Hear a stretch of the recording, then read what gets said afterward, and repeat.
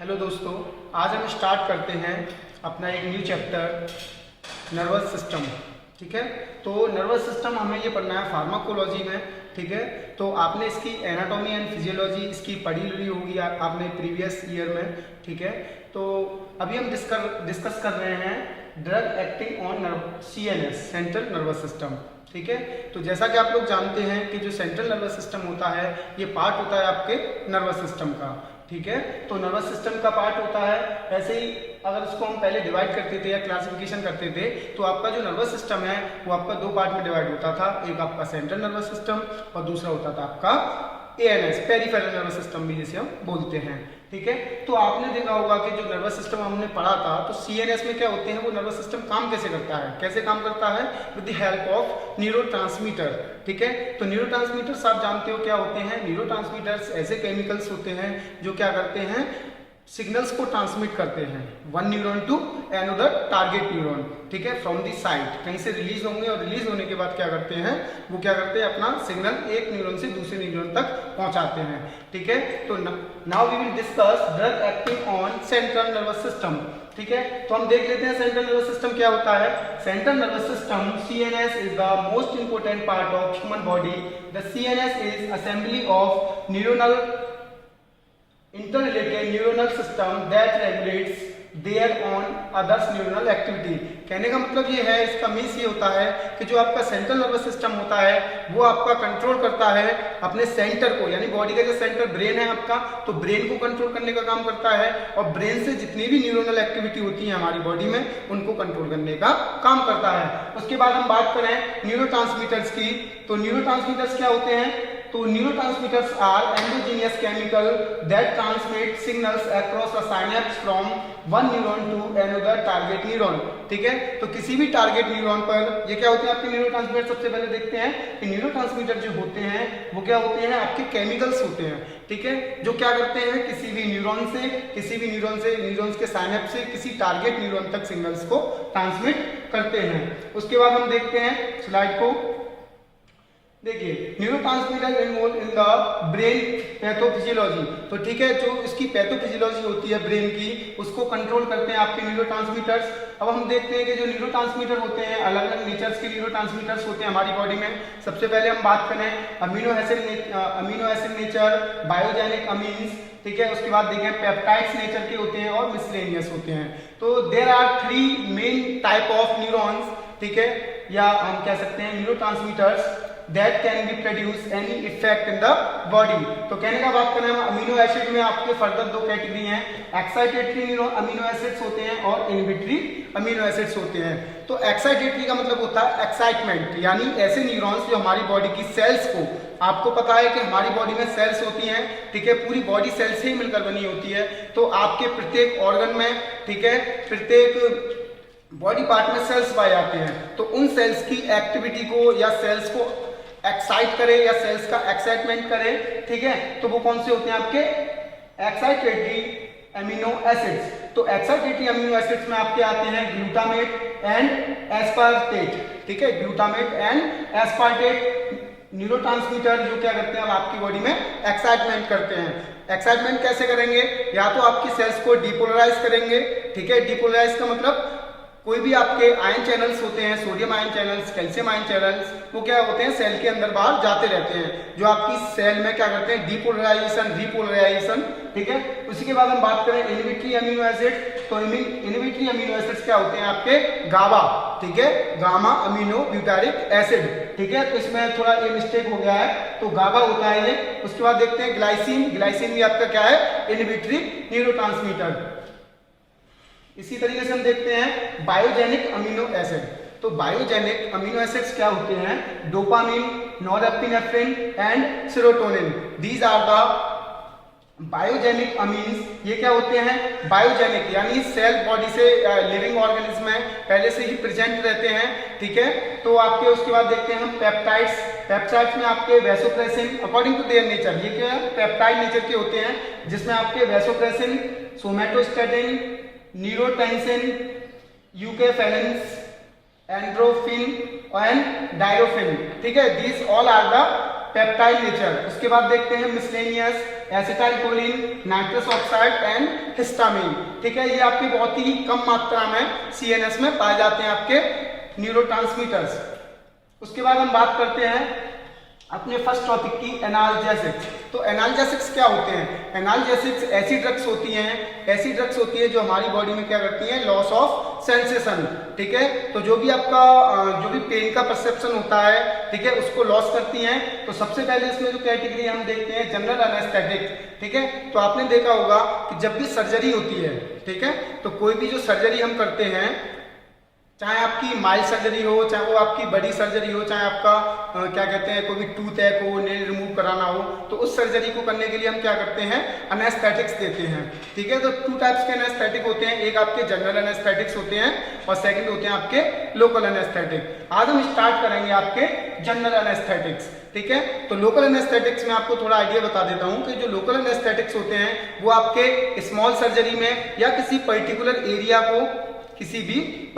Area को senseless करने के लिए, पेन को रिड्यूस करने के लिए जो दिए जाते हैं उनको हम बोलते हैं लोकल एनेस्थेटिक। ऐसे हम बात करते हैं जनरल एनेस्थेटिक को डिस्कस करते हैं। आज हम अपनी नेक्स्ट वीडियो में क्या करेंगे, लोकल एनेस्थेटिक को डिस्कस करेंगे। ठीक है, उसके बाद देखें हम जनरल एनेस्थेटिक्स क्या होते हैं, जनरल एनेस्थीसिया क्या होता है। जनरल एनेस्थेटिक्स, तो हम बात कर रहे हैं जनरल एनेस्थीसिया की। तो जनरल एनेस्थीसिया क्या होती हैं? General anaesthetics are drug which produce reversible loss of all sensation and consciousness. कहने का मतलब ये है कि जो आपके जनरल एनेस्थेटिक्स ड्रग्स होती हैं वो क्या करती हैं, रिवर्सिबल का मतलब ये है कि पुनः अपनी स्थिति में आ जाना। ठीक है, अगर हम क्या करते हैं रिवर्सिबल उसको कर देते हैं तो हम क्या हो जाएंगे, बेहोश पड़े रहेंगे, हम दोबारा से उसमें नहीं आ पाएंगे। ठीक है, तो जो आपके जनरल एनेस्थेटिक होते हैं वो कैसा करते हैं, इस तरीके से काम करते हैं, रिवर्सिबल लॉस ऑफ सेंसेशन, यानी हमारी बॉडी में रिवर्सिबल लॉस कर देते हैं सेंसेशन का। ठीक है, अब आपको ये भी पता होगा कि जब भी हम कोई भी सर्जरी कराते हैं तो सर्जरी कराएंगे तो ऐसा नहीं है डायरेक्ट ले जाकर और हमने सर्जरी स्टार्ट कर दी, उससे पहले हमें क्या देना पड़ता है, उनको जनरल एनेस्थेटिक्स देने पड़ते हैं। क्यों? क्योंकि उनको क्या करना होता है, हमें सेंसलेस करना होता है कि जो भी सर्जरी हो रही है उस टाइम जो सर्जरी हो रही है तो पेन होगा, तो पेन को कम करने के लिए या पेन को एकदम से खत्म करने के लिए हम जनरल एनेस्थेटिक्स का यूज करते हैं। ठीक है, उसके बाद हम देखते हैं the cardinal features of general anaesthetics are. ठीक है, तो जनरल एनेस्थेटिक्स के क्या इंपॉर्टेंट महत्वपूर्ण फीचर्स होते हैं वो हम देख लेते हैं। सबसे पहला है आपका loss of all sensation specially pain. ठीक है, तो कहने का मतलब ये है कि बॉडी में जितने भी सेंसेशन होते हैं, चाहे हियरिंग का सेंसेशन हो, ठीक है, चाहे बोलने का सेंसेशन हो, चाहे देखने का सेंसेशन हो, कहने का मतलब ये है सभी सेंस को क्या करता है, लॉस करता है, खत्म करता है, समाप्त करता है। ठीक है, तो ऐसे ही loss of sensation specially pain, लेकिन हम क्या के लिए देते हैं, स्पेशली पेन के लिए देते हैं कि आपकी बॉडी में कोई भी पेन ना हो ड्यूरिंग सर्जरी। ठीक है, उसके बाद देखें हम sleep consciousness and amnesia. Sleep consciousness का मतलब यह है कि नींद में सुला देना, नींद में ला देना, यानी एकदम से आप सो जाओगे एनेस्थीसिया को लेने के बाद। और एमनेसिया कंडीशन क्या हो जाएगी, डेवलप हो जाएगी। एमनेसिया मीन्स क्या होता है कि एमनेसिया का मतलब होता है कि टेम्पररी लॉस ऑफ मेमोरी, यानी हम भूल जाते हैं, हम ये भूल जाते हैं कि हमारे साथ क्या हुआ था, क्या होने वाला है। ठीक है, तो जब भी पेशेंट क्या है आपका थिएटर उसमें जाता है, ऑपरेशन थिएटर में जाता है, तो क्या होता है कि उसके मन में बहुत सारे विचार चल रहे होते हैं कि कैसे क्या होगा, किस तरीके, तो क्या होता है एंजाइटी होती है, एक घबराहट होती है मन में कि ऑपरेशन किस तरीके से होगा। तो उस घबराहट को कम करने के लिए हम क्या करते हैं, एमनेसिया प्रोड्यूस होती है, जिससे क्या होता है रिवर्सिबल लॉस हो जाता है उसकी मेमोरी का। ठीक है, उसके बाद हम बात करते हैं इमोबिलिटी एंड मसल्स रिलैक्सेशन। तो जो भी आपकी मसल्स हैं, ठीक है, तो मसल्स क्या करती हैं, मूवमेंट करती हैं। ठीक है, तो उस मसल्स के मूवमेंट को क्या कर देते हैं, हम गतिहीन कर देते हैं। कहने का मतलब ये है वो मसल्स है कोई भी वो मूव नहीं करेगी। उसके बाद हम बात करते हैं evolution of somatic and autonomic reflexes. ठीक है, तो जो भी आपके ऑटोमेटिक यानी ऑटोनॉमिक का मतलब आपने पहले पढ़ा होगा कि जो भी आपका ऑटोनॉमिक नर्वस सिस्टम है, तो आपकी आईज, स्टमक, ठीक है, लिवर, हार्ट, ये क्या करते हैं, ऑटोमेटिकली वर्क करते हैं। तो उनके जो रिफ्लेक्सेस होते हैं उनको भी हम कम कर देते हैं। तो there are 4 features of general anaesthetics. ठीक है, उसके बाद हम बात करेंगे, हमने नोट पॉइंट लिखा हुआ है कि first certification result of general anaesthetics was obtained by the Crawford long, इन्होंने क्या किया था कि फर्स्ट जनरल एनेस्थेटिक का जो भी सेटिस्फैक्ट्री रिजल्ट आया था वो 1842 में एंड 1846 में बाई मोर्टोन, तो उन्होंने फर्स्ट सेटिस्फैक्ट्री रिजल्ट देखे थे जनरल एनेस्थेटिक के। उसके बाद हम देखते हैं स्टेज ऑफ एनेस्थीसिया, ठीक है, एनेस्थीसिया की कौन कौन सी स्टेज होती हैं, ठीक है। तो सबसे पहले हम बात करें फर्स्ट स्टेज ऑफ एनाल्जेसिया, ठीक है। तो जो फर्स्ट स्टेज होती है उसको क्या बोलते हैं, एनाल्जेसिया। तो एनाल्जेसिया क्या होता है देख लेते हैं एक बार। Start from beginning of the anaesthetic inhalation and last up to the loss of consciousness, ठीक है। तो कहने का मतलब ये है कि जब से हमने ड्रग को दिया है, ठीक है, तो ड्रग को देने के बाद वो कितने टाइम तक अनकॉन्शियस रहता है, कितने टाइम तक अनकॉन्शियस रहता है या कितने टाइम तक वो क्या कहते हैं होश में रह सकता है, तो उस कंडीशन को बोलते हैं एनाल्जेसिया। उसके बाद हम बात करते हैं pain is progressively abolished, patient remains conscious, can hearing and see and feels and dreams like state. कहने का मतलब ये है कि एनाल्जेसिया कंडीशन में क्या होता है कि पेशेंट को आप एनाल्जेसिक कर देते हो, यानी आपने उसको क्या दे दिया कि आपने उसको एनेस्थीसिया दे दिया, ठीक है। तो एनेस्थीसिया देने के बाद क्या होता है कि पेशेंट सुन सकता है, देख सकता है, ठीक है, यानी आपसे बातें कर सकता है, लेकिन वो क्या है उसका जो पर्टिकुलर पेन है वो पेन क्या हो जाता है, कम हो जाता है, ठीक है। तो आप सर्जरी उस केस में कर सकते हैं, ठीक है। उस कंडीशन को हम बोलते हैं फर्स्ट स्टेज एनाल्जेसिया, ठीक है। उसके बाद हम देखते हैं सेकंड स्टेज एनाल्जेसिया क्या होती है, ठीक है। Amnesia develops by end of this stage reflexes and respiration remains normal, ठीक है। तो जैसा कि मैंने अभी आपको बताया था कि रेस्पिरेशन नॉर्मल रहती है, जो भी रेस्पिरेशन रेट होती है वो नॉर्मल रहती है, लेकिन इसमें क्या होता है कि एमनेसिया डेवलप होता है। एमनेसिया का मतलब क्या होता है, लॉस ऑफ मेमोरी, ठीक है। तो उसके बाद हम देखें it is short operation procedure. इसमें क्या होता है कि जो भी शॉर्ट ड्यूरेशन में, जैसे कि आपका टूथ एक होता है, तो टूथ को निकालना या नेल रिमूव करना, तो जो भी शॉर्ट टर्म की जो भी ऑपरेशंस होते हैं उन टर्म में हम एनाल्जेसिया देते हैं, फर्स्ट स्टेज वाले एनाल्जेसिया देते हैं। उसके बाद हम बात करते हैं सेकंड स्टेज की। तो सेकंड स्टेज आपकी स्टेजेस ऑफ डेलीरियम। डेलीरियम का मीन्स होता है from loss of consciousness to beginning of the regular respiration. देखिए इसमें क्या होता है कि जब भी स्टार्ट करते हैं हम, जब भी कॉन्शियसनेस आप कॉन्शियस कंडीशन में हैं, जब आप अनकॉन्शियस रहेंगे, तो जब वो स्टार्ट होता है, उसका इफेक्ट स्टार्ट होता है ड्रग का, तो क्या क्या इफेक्ट आते हैं हमारी बॉडी में, क्या क्या हमारी बॉडी एक्टिविटी कर सकती है इस टाइप की स्टेज में। तो सबसे पहले देखें हम एफरेंट एक्साइटमेंट इज सीन। क्या होता है इसमें, पेशेंट में साउट, पेशेंट आपसे बात कर सकता है, चिल्ला सकता है, ठीक है। उसके बाद struggle and hold his breath, तो क्या कर सकता है कि अपनी ब्रीथ को होल्ड कर सकता है, ठीक है, अपनी ब्रीथ को अपने अकॉर्डिंग कंट्रोल कर सकता है, कहने का मतलब ये है। उसके बाद muscle tone increase, muscle tone increase रहता है, ठीक है, आप मसल्स को इधर उधर मूव करा सकते हैं। जॉ टाइटली क्लोज, सबसे पहले इसमें ये देखना है कि जो आपका जॉ है वो टाइटली क्लोज हो जाता है, ठीक है। तो आप एक फ्रिक्वेंट तरीके से बात नहीं कर पाते हैं। और जो फिफ्थ कंडीशन है वो की वोमिटिंग, ठीक है। वोमिटिंग क्यों होती है ये हम देख लेते हैं कि जब भी आप ऑपरेशन थिएटर में कोई जाता है तो उसके मन में अलग अलग से विचार डेवलप होते हैं, ठीक है। तो क्या होता है कि उसे घबराहट की वजह से क्या होता है, वोमिटिंग जैसी फीलिंग आती है, ठीक है। तो उसके बाद देखें हम HR का मतलब होता है हार्ट रेट एंड BP में इंक्रीज, यानी कहने का जो ये हमने साइन बनाया है ये इंक्रीज का है, बढ़ने का है, ठीक है। तो आप उसमें क्या होता है कि जो हार्ट रेट है, ठीक है, इसमें क्या होता है आपके सेकंड स्टेज में हार्ट रेट इंक्रीज होगी, ठीक है। आपको पता है जब एंजाइटी बढ़ेगी तो हार्ट रेट इंक्रीज होगी एंड BP में भी इंक्रीज हो सकता है। अगर हम देखें आपके 7th पॉइंट में pupils dilate due to sympathetic stimulation, ठीक है। अब देखिए एनाल्जेसिया देने के बाद क्या होता है कि आपका ऑटोनॉमिक नर्वस सिस्टम कैसे काम करता है। ऑटोनॉमिक जो नर्वस सिस्टम होता है वो किस तरीके से काम करता है कि जैसे ही आपकी बॉडी में कोई एक्सटर्नल स्टिमुलाई आया तो आपका ऑटोनॉमिक नर्वस सिस्टम क्या होगा, वो ऑटोमेटिक यानी स्वतः ही काम करना स्टार्ट कर देगा।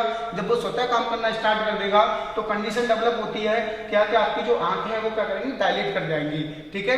उसके बाद हम बात करते हैं सर्जिकल एनेस्थीसिया कौन से होते हैं।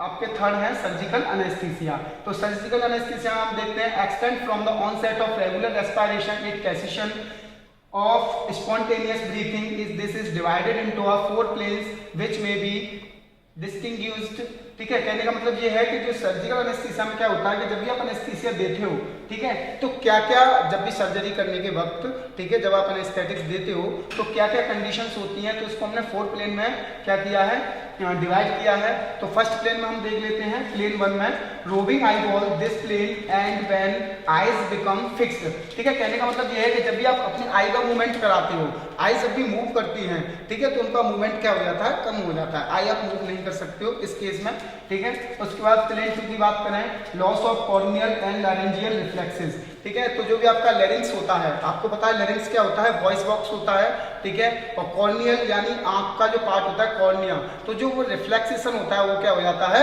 लॉस हो जाता है रिफ्लेक्सेशन, ठीक है। अभी हम देखते हैं अपनी पीडीएफ को थोड़ा ऊपर करके, ठीक है। उसके बाद हम देखते हैं प्लेन थर्ड। प्लेन थर्ड में क्या होता है, pupils start dilating and tight reflex is lost, ठीक है, तो जो भी पिपल्स होते हैं, आइज का जो ब्लैक वाला पार्ट रहता है पिपल्स वाला, वो क्या होते हैं, डायलेट होना स्टार्ट हो जाते हैं, ठीक है। प्लेन 4 में हम देखेंगे इंटरकोस्टल पैरालिसिस, ठीक है। तो प्लेन 4 में क्या होता है कि इंटरकोस्टल पैरालिसिस होती है। इंटरकोस्टल क्या आपको पता ही होगा, ठीक है। इंटरकोस्टल क्या होते हैं, जो भी आपकी रिब्स होती हैं, तो रिब्स के बीच में जो स्पेस होता है, ठीक है, रिब्स के बीच में जो स्पेस होता है उसको बोलते हैं इंटरकोस्टल मसल्स। तो इंटरकोस्टल मसल्स का क्या हो जाता है, पैरालाइज हो जाती हैं और कोई भी मूवमेंट नहीं करती हैं, ठीक है। उसके बाद हम देखें मेडुलरी पैरालिसिस। मेडुलरी पैरालिसिस क्या होता है, तो जो आपका मेडुला ओब्लिंगाटा होता है उसका पैरालिसिस यानी वो काम करना इरिवर्सिबल, ऐसा नहीं है कि वो परमानेंटली काम करना बंद कर देगा, इरिवर्सिबली क्या कर देगा, वो पैरालाइज हो जाएगा। Cessation of breathing to failure and circulation and death pupils widely dissolve dilated muscles are totally flabby, यानी कहने का मतलब ये है कि जो आपकी डायलेटेड मसल्स हैं वो पूरी तरीके से क्या होती हैं, काम करना बंद कर देती हैं, ठीक है। उसके बाद हम देखेंगे क्लासिफिकेशन ऑफ एनेस्थेटिक्स। एनेस्थेटिक्स क्या होते हैं, जनरल एनेस्थेटिक्स क्या होते हैं, कौन कौन सी स्टेज होती हैं जनरल एनेस्थेटिक्स की, ठीक है, और किन किन वे के थ्रू हम जनरल एनेस्थेटिक्स को देते हैं और हमें क्यों ज़रूरत पड़ती है जनरल एनेस्थेटिक्स देने की, ठीक है। तो आज हम अपने न्यू वीडियो में देखते हैं क्लासिफिकेशन ऑफ जनरल एनेस्थेटिक्स, कौन कौन सी ड्रग हैं जो जनरल एनेस्थेटिक्स में आती हैं और उन्हें किन किन रूट के द्वारा, ठीक है, किन किन रूट के द्वारा हम उन्हें देते हैं, ठीक है, क्या क्या मोड ऑफ एक्शंस होते हैं according to their mode of action, according to their nature, according to their efficacy या according to their route of drug administration, जैसा कि अभी हमने पहले बताया है, ठीक है। तो आज हम स्टार्ट करते हैं क्लासिफिकेशन ऑफ एनेस्थेटिक्स। तो हमारे पास क्या है, हमारे पास 2 टाइप्स के क्लासिफिकेशन है। पहला हमारा इनहेलेशन, ये हम रूट के अकॉर्डिंग इसे हम कर रहे हैं, ठीक है। एक है आपका इंट्रावीनस, ठीक है, इंट्रावीनस आईवी एंड ओरल, ठीक है, हमने साइड में लिखा हुआ है आईवी एंड ओरल। आईवी का मतलब होता है इंट्रावीनस और ओरल का मतलब आप मुंह के द्वारा जो भी ड्रग ले रहे हैं वो आपका ओरल में आता है। सबसे पहले हम बात करते हैं इनहेलेशन में। तो इनहेलेशन ड्रग्स ऐसी ड्रग्स होती हैं जिन्हें हम इनहेल करते हैं, ठीक है। इनहेल का मतलब नेजल कैविटी द्वारा हम उन्हें इनहेल करते हैं और वो किस तरीके से काम करती हैं, कोई भी आपने ड्रग इनहेल की है अपनी बॉडी में तो नेजल कैविटी के द्वारा वो आपके लंग्स तक पहुंचती है और लंग्स से आपके एल्विलाई वाले पार्ट में पहुंचती है, ठीक है। उसके बाद वो एब्जॉर्ब होने के बाद कहाँ पे पहुंचती है, ब्लड सर्कुलेशन में पहुंचती है और अपने साइट ऑफ एक्शन पे पहुंचने के बाद अपना असर दिखाती है, ठीक है। वो हम मैकेनिज्म बाद में देखेंगे, मैकेनिज्म उसका किस तरीके का है, कैसे वो काम करती है, कितनी उसकी प्रोटीन बाइंडिंग है, ठीक है। फिलहाल हमें यही देखना है कि इसका क्लासिफिकेशन क्या है। तो सबसे पहले हम बात करते हैं गैस एंड इनहेलेशन। आपके इनहेलेशन में 2 टाइप्स के हैं आपके, गैस एंड वोलेटाइल लिक्विड्स। तो गैस में आपने सुना होगा नाइट्रस ऑक्साइड के बारे में। तो नाइट्रस ऑक्साइड ऐसी गैस होती है जो आपको क्या कर सकती है, बेहोश कर सकती है, अनकॉन्शियस कर सकती है, ठीक है। उसके बाद वोलेटाइल लिक्विड्स में आपके ether, halothane, isoflurane, desflurane and sevoflurane, ठीक है। तो there are 5 drugs in volatile liquids, ठीक है। तो इनका नेचर कैसा होता है, वोलेटाइल नेचर की होती है, ठीक है। इनकी जो फिजिकल प्रॉपर्टी, केमिकल प्रॉपर्टी हमें नहीं पढ़नी है, हमें इनकी फार्माकोलॉजी पढ़नी है, ठीक है। अगर हम बात करेंगे फिर उसके बाद हम बात करेंगे ईथर, हेलोथेन, आइसोफ्लोरिन, एक को हम डिस्कस करेंगे, ठीक है। जो भी इसमें इंपॉर्टेंट रहेगी उसको हम डिस्कस करेंगे, उसका फार्माकोलॉजिकल एक्शन देखेंगे, ठीक है। और उसके बाद हम देखेंगे कि उसके क्या क्या मैकेनिज्म है, ठीक है, किस तरीके से उसकी सॉल्युबिलिटी है, फार्माकोकाइनेटिक, फार्माकोडायनामिक, उसकी हम डिस्कस करेंगे, ठीक है। उसके बाद हम देखते हैं आईवी एंड ओरल में fast acting drug and slower acting drug, ठीक है।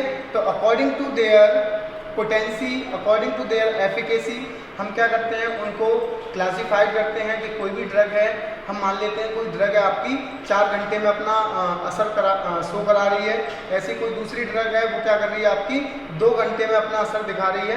वो हम तब देखेंगे जब ड्रग का ड्रग का इंडिविजुअली क्लासिफिकेशन पढ़ेंगे, इंडिविजुअली उसके बारे में पढ़ेंगे ड्रग के बारे में। फिलहाल हमें ये देखना है कि इसके क्लासिफिकेशन देख लेते हैं कि आईवी में आपकी, आईवी और ओरल में 2 टाइप्स की आपकी fast acting and slower acting.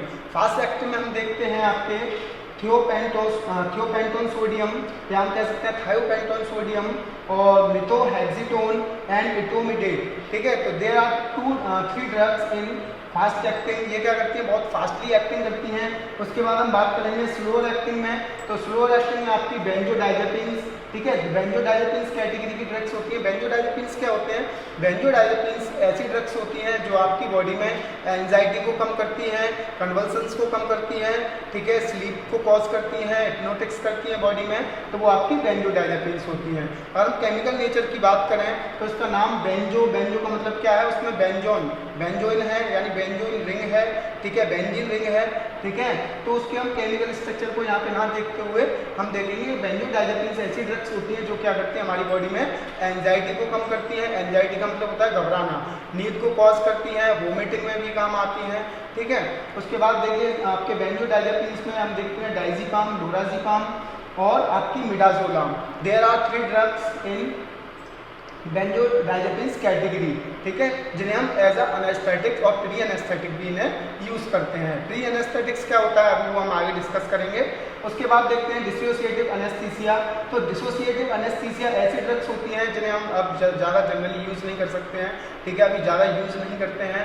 जैसे आपके क्या होते हैं, सेल में जाकर आपके अनकॉन्शियस कर देना, ठीक है, वो भी एक तरीके की ड्रग है। डिसोसिएट करना एक तरीके से ब्रेक डाउन होना किसी भी ड्रग का आपकी बॉडी में जाकर, ठीक है। उसके बाद देखते हैं हम प्री एनेस्थेटिक्स क्या होते हैं। देखिए प्री एनेस्थेटिक्स क्या होते हैं। प्री एनेस्थेटिक्स ऐसी ड्रग्स होती हैं जिनको हम ऑपरेशन से पहले, कोई भी एनेस्थीसिया देने से पहले जो ड्रग ली जाती है उनको हम प्री एनेस्थेटिक ड्रग्स बोलते हैं। जैसे हम पढ़ लेते हैं एक बार, before anaesthesia a group of drug are used to prepare administered from half an hour before the surgery to the night before, known as pre anaesthetic medication. तो प्री एनेस्थेटिक्स मेडिसिन वो होती हैं जो क्या करती हैं हमारी बॉडी में तब दी जाती हैं, या तो आधे घंटे पहले, जब भी आप एनेस्थीसिया दिया जा रहा है उससे आधे घंटे पहले या 1 मिनट पहले, ठीक है। तो हम उसके बाद देखेंगे कि प्री एनेस्थेटिक्स आपको समझ में आ गया होगा। एक बार मैं आपको और फिर बता देता हूँ कि प्री एनेस्थेटिक्स ऐसी ड्रग होती हैं जो प्री का मतलब पहले, एनेस्थीसिया से पहले दी जाती हैं, ठीक है। तो उसके बाद हम देखते हैं एम्स क्या क्या होने चाहिए, क्या क्या एम्स होते हैं प्री एनेस्थेटिक देने के, ठीक है। बॉडी में हम कोई भी दवा इंट्रोड्यूस करा रहे हैं तो उसका कोई ना कोई एम होगा, कोई ना कोई लक्ष्य होगा। तो सबसे पहले देखते हैं हम क्या क्या एम्स होते हैं। तो पहला इसका एम है, पहला इसका लक्ष्य है या ऑब्जेक्ट हम कह सकते हैं, उद्देश्य हमारा क्या है प्री एनेस्थेटिक देने का। तो सबसे पहले हम बात करते हैं relief of anxiety and apprehensive. कहने का मतलब ये है कि जब भी कोई ऑपरेशन वगैरह होता है, हम ऑपरेशन थिएटर के रूम में जाता है कोई, तो उसके मन में कोई ना कोई डर रहता है, एक फियर रहता है, ठीक है। तो उस फियर को कम करने के लिए, डर को कम करने के लिए हम क्या देते हैं, एनेस्थेटिक देते हैं, ठीक है। अभी हम इसमें देखते हैं नेक्स्ट पॉइंट पे क्या दे रखा है। देखिए as patient is going for operation he is apprehensive. कहने का मतलब ये है कि जब भी पेशेंट ऑपरेशन के लिए जाएगा तो उसके अंदर अजीब अजीब सी फीलिंग्स आती हैं, ठीक है। वो सोचेगा कि मेरे साथ क्या होने वाला है, क्या नहीं होने वाला है। तो इन सभी को सप्रेस करने के लिए, ठीक है, इस एंजाइटी को या इस डर को खत्म करने के लिए हम क्या देते हैं, प्री एनेस्थेटिक ड्रग्स का यूज करते हैं। उसके बाद हम बात करते हैं एमनेसिया। एमनेसिया का मतलब होता है एक तरीके से भूलना, किसी भी चीज़ को भूल जाना, या कोई भी इवेंट हमारे साथ हुआ या कोई भी घटना हुई उस घटना को भूल जाना, यानी हमें ये पता नहीं कि हमारे साथ क्या होने वाला है, ठीक है। तो उस एमनेसिया कंडीशन को प्रोड्यूस करने के लिए हम प्री एनेस्थेटिक्स देते हैं। देख लेते हैं to produce amnesia so that the patient does not remember what is going through. मतलब पेशेंट को ये याद नहीं रहता है कि मेरे साथ क्या होने वाला है या मेरे साथ क्या हुआ था, यानी उस कंडीशन को भुला देना, एक तरीके से उस कंडीशन को मिनिमाइज कर देना। किस तरीके से मिनिमाइज कर देना, एक रिवर्सिबली तरीके से मिनिमाइज कर देना, ठीक है। उसके बाद देखते हैं हम नेक्स्ट क्या एम है। उसके बाद देखते हैं हम सप्लीमेंट एनाल्जेसिया। ठीक है, तो सप्लीमेंट एनाल्जेसिया क्या होते हैं कि देखिए जो भी एनाल्जेसिक्स हमें दी जाती हैं या ऐसे एनेस्थेटिक्स हमें दिए जाते हैं जो हमारी बॉडी में कोई भी साइड इफेक्ट प्रोड्यूस कर सकते हैं, या फिर हम कह सकते हैं कि उसके साथ हमने एनाल्जेसिया दिया है जिससे उसका इफेक्ट ज़्यादा बढ़े, यानी कॉम्बिनेशन में हम ड्रग को देते हैं तो वो आपके सप्लीमेंटल एनास्थेसिया होते हैं। ठीक है, उसके बाद हम बात करें देखते हैं सप्लीमेंट एनाल्जेसिया के बारे में। Different general anaesthetics produce different level of anaesthesia so use to supplemental of argument analgesia. जैसा कि अभी मैंने आपको बताया था कि ऐसे ड्रग्स जो एनेस्थीसिया के साथ दिए जाते हैं उनके इफेक्ट को बढ़ाने के लिए, ठीक है, और उनके क्या कहते हैं रिजल्ट को बढ़ाने के लिए हम चाहते हैं कि कोई भी पेशेंट 2 घंटे के लिए क्या हुआ है अनकॉन्शियस हुआ है, तो हम चाहते हैं कि वो पेशेंट क्या हो 3 घंटे के लिए या 4 घंटे के लिए अनकॉन्शियस कंडीशन में रहे, तो हम क्या करते हैं कॉम्बिनेशन ड्रग में देते हैं। ठीक है, जैसे अगर हम मान के चलते हैं हमने आईवी ड्रग कोई ली है, ठीक है, तो आईवी ड्रग डेस्फ्लूरिन वगैरह भी हम देख रहे थे, उसके साथ हमने क्या किया है हेलोकेन भी ले लिया है। ठीक है, हेलोकेन या ईथर, तो क्या करता है कि वो दोनों कंबाइंड हो गए, ठीक है, डिफरेंट साइट ऑफ एक्शन पे करके क्या करती हैं अपना इफेक्ट प्रोड्यूस करती हैं। ठीक है, उसके बाद देखते हैं हम डिक्रीज सीक्रेशंस। ठीक है, तो जब भी ऑपरेशन वगैरह होता है आप देखते होंगे कि जब भी घबराहट वगैरह होती है हमारी बॉडी में, ठीक है, जब भी घबराहट होती है या फिर एक तरीके की एंजाइटी है जिससे हमारी बॉडी में अलग अलग सीक्रेशंस होते हैं, ठीक है, हार्मोन्स का सीक्रेशन होना, एंजाइम का सीक्रेशन होना, तो उन सीक्रेशन को ड्यूरिंग दी ऑपरेशन रोकने के लिए हम क्या करते हैं प्री एनेस्थेटिक ड्रग्स देते हैं। ठीक है, जैसे हम बात करते हैं given decrease the secretion in the mouth and gastric secretion. कहने का मतलब ये है माउथ में, और माउथ में क्या होता है सलाइवा सीक्रेट होता है आपके, और गैस्ट्रिक सीक्रेशन में क्या होते हैं आपके पेप्सिन्स, ठीक है, और जो भी आपके डाइजेस्टिव जूस हैं डाइजेस्टिव जूस है वो भी सीक्रेट होते हैं, तो उन सीक्रेशंस को कम करने के लिए हम क्या देते हैं प्री एनेस्थेटिक्स एजेंट देते हैं। अभी हम एम्स के बारे में देख रहे हैं कि क्या क्या एम्स है प्री एनेस्थेटिक देने के। उसके बाद हम नेक्स्ट देखते हैं एंटीमेटिक ड्रग इफेक्ट। ठीक है, तो एंटीमेटिक देने की क्या जरूरत होती है कि देखिए आप जो भी आप एनेस्थीसिया लेते हो, ठीक है, तो ड्यूरिंग दी सर्जरी या आफ्टर दी सर्जरी क्या होता है कि आपका क्या होता है एक सेंटर होता है, ठीक है, जो आपका मेडुला ओब्लिंगाटा वो क्या होता है वोमिटिंग, ठीक है, वोमिटिंग के लिए रेस्पॉन्सिबल है। तो क्या करते हैं उसको हम सप्रेस करते हैं कि ड्यूरिंग दी ऑपरेशन या after the operation after the surgery जो वोमिटिंग आया है वो वोमिटिंग को हम क्या करते हैं सप्रेस करते हैं, या हम मेडुला ओब्लिंगाटा को क्या करते हैं जो भी वोमिटिंग सेंटर होता है उसको सप्रेस करते हैं, ठीक है, उसके रिसेप्टर को सप्रेस करते हैं, तो उससे हमें वोमिटिंग ना आए। तो देखिए use to prevent nausea vomiting and providing. ठीक है, उसके बाद देखते हैं डिक्रीज एसिडिटी। तो देखिए क्या होता है कि एसिडिटी को भी डिक्रीज करते हैं कि HCl का मैंने आपको बताया था कि जब भी ऑपरेशन होगा तो आपकी बॉडी में सीक्रेशंस बढ़ जाते हैं, ठीक है, बढ़ जाते हैं क्या वो ऑटोनॉमिक रिफ्लेक्सेस होते हैं, उसकी वजह से क्या होगा सीक्रेशंस बढ़ते हैं। ठीक है, उसके बाद देख लेते हैं हम ग्रुप ऑफ प्री एनेस्थेटिक्स। तो कौन कौन सी ड्रग्स हैं जो एज अ प्री एनेस्थेटिक्स हम ले सकते हैं। तो सबसे पहले कैटेगरी है बेंजोडाइजेपिन्स। बेंजोडाइजेपिन्स आपने देखा होगा, अभी हमने डिस्कस किया था कि बेंजोडाइजेपिन्स में कौन कौन सी ड्रग आती हैं। तो बेंजोडाइजेपिन्स होती हैं आपकी बेंजोडाइजेपिन्स में आपकी diazepam, lorazepam and midazolam. There are 3 drugs in the benzodiazepines category. उसके बाद हम बार्बिटूरेट्स की बात करते हैं। तो बार्बिटूरेट्स भी क्या है एक तरीके की ऐसी ड्रग्स हैं जो एंटी कन्वल्सन, ठीक है, एपिलेप्सी, ठीक है, anti epilepsy as a use होती हैं आपकी बार्बिटूरेट्स, ठीक है, जिसमें आपका स्कोरबार्बिटल एंड पेंटोबार्बिटल आपकी यूज होती हैं। उसके बाद हम बात करते हैं कि कैरेक्टरिस्टिक्स क्या होते हैं, क्यों हम इन्हें यूज़ करते हैं।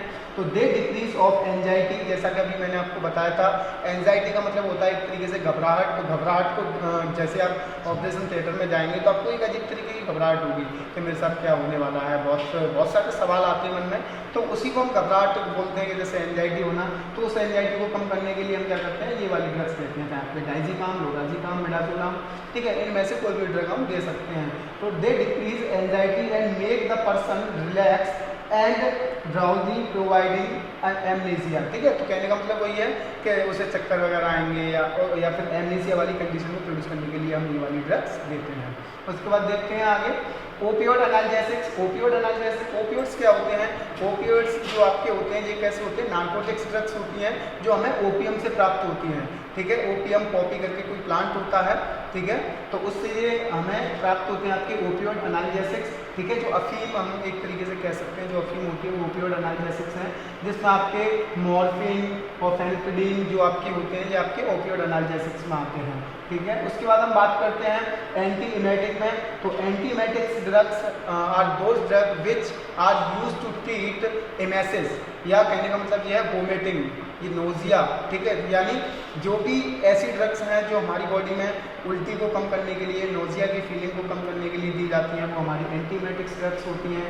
जैसे जिसमें हम एग्जांपल देख लेते हैं मीटोक्लोप्रामाइड एंड एंटी हिस्टामिन, ठीक है। तो एंटी हिस्टामिन होती है वो क्या आपके H2 ब्लॉकर्स होती हैं, ऐसी आपकी मीटोक्लोप्रामाइड है, ठीक है। ये सभी क्या है अपने अपने रिसेप्टर्स पे जाके ब्लॉक करती हैं, ठीक है, और अपना एक्सेस शो करते हैं, वो हम डिटेल में बाद में देखेंगे। फिलहाल हम ये देख रहे हैं कि प्री एनेस्थेटिक्स में कौन कौन सी ड्रग्स हम दे सकते हैं ड्यूरिंग दी सर्जरी या बिफोर दी सर्जरी या आफ्टर दी सर्जरी। उसके बाद हम बात करते हैं anti cholinergic drug. Anti cholinergic drug में आपकी एट्रोपिन एंड ह्यूसिन आपकी 2 ड्रग दे सकते हैं, ठीक है। उसके बाद हम बात करते हैं जो एट्रोपिन है, एट्रोपिन क्या है आपकी एल्कालॉइडल ड्रग है, ठीक है। एट्रोपिन क्या आपकी एल्कालॉइडल ड्रग है, ठीक है।